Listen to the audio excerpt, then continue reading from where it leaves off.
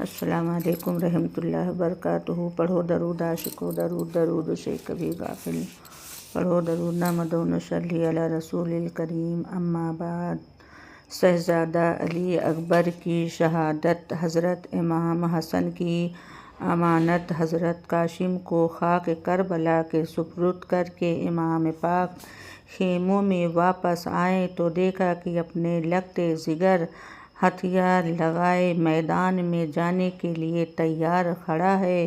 آپ نے فرمایا، بیٹا علی اکبر، اپنے بوڑھے باپ کو چھوڑ کر کہاں جا رہے ہو؟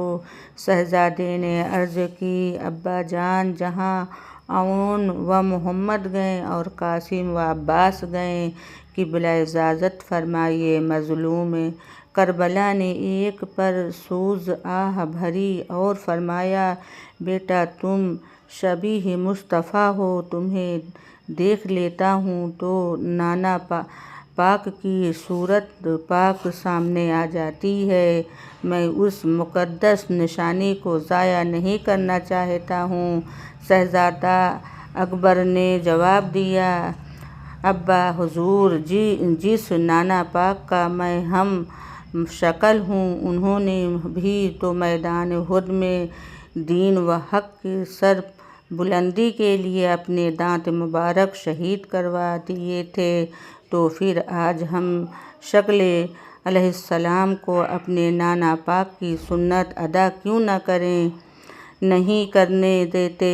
اور یہ ہے وہ پاک چادر جس سے دادی فاطمہ نے نانا پاک کے خون کو صاف کیا تھا۔ کیا ہوا جو آج دادی جان نہیں ہیں، پھوپھی زینب بھی تو انہی کی بیٹی ہیں۔ اس وقت دادی جان نے اپنے باپ کا خون دھویا تھا اور آج ہم شکل مصطفیٰ کا خون ان کی بیٹی زینب دھوئیں گی۔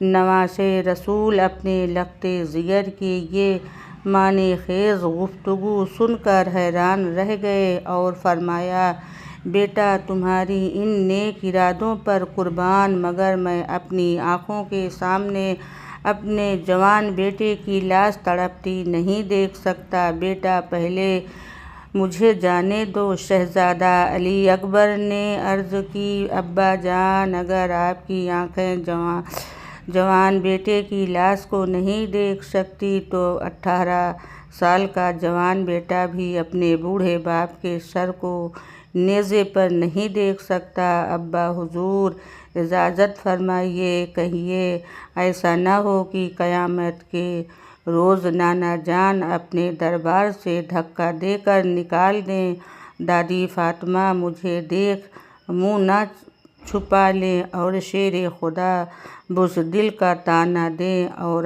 آج اگر آپ نے مجھے حق و صداقت کی حفاظت کی خاطر شہید ہونے کی اجازت نہ دیں تو بہت ممکن ہے کہ کل آئندہ آنے والی نسلیں آپ پر یہ الزام لگائیں گی کہ حسین نے اپنے بہن کے بچوں کو شہید کروا دیا اور بھائی حسن کے بیٹے کی قربان تو دے دی، مگر جب اپنی لگتے جگر کی باری آئی تو گھبرا گئے۔ سیدہ کے لال کی آنکھیں پرغم ہو گئیں اور فرمایا، بیٹا تمہیں اجازت دینے کا حق مجھے نہیں ہے، تمہاری پھوپھی زینب کو ہے، جس نے اپنے دنوں کا چین اور راتوں کی نیند حرام کر کے تمہیں پالا ہے۔ علی اکبر آگے بڑھے اور پھوپھی زینب کے پاؤں پکڑ لیے اور عرض کی، پھوپھی جان، میں جانتا ہوں کہ آپ نے مجھے بڑی محنت سے پالا ہے، مگر آپ نے اپنے بچوں کو خوشی سے قربان کروا لیا اور ان کے لیے آپ نے اجازت بھی لے لی، مگر میرا کیا قصور ہے کہ مجھے اس مرتبہ شہادت سے محروم رکھا جا رہا ہے؟ خدا کے لیے میری بھی سفارش کر دیجیے۔ سیدہ نے کلیجے تھام لیا اور فرمایا، علی اکبر، میں نے آج تک ایک لمحہ کے لیے بھی اپنی آنکھوں سے تمہیں دور نہ کیا، مگر آج ہمیشہ کے لیے تمہیں اپنی آنکھوں سے اوجھل کس طرح کر دوں، اتنا کہا اور ایک آہ بھری اور زہرا رضی اللہ تعالیٰ عنہا کی جائی بے ہوش ہو گئیں۔ حضرت شہر بانو پاس کھڑی تھی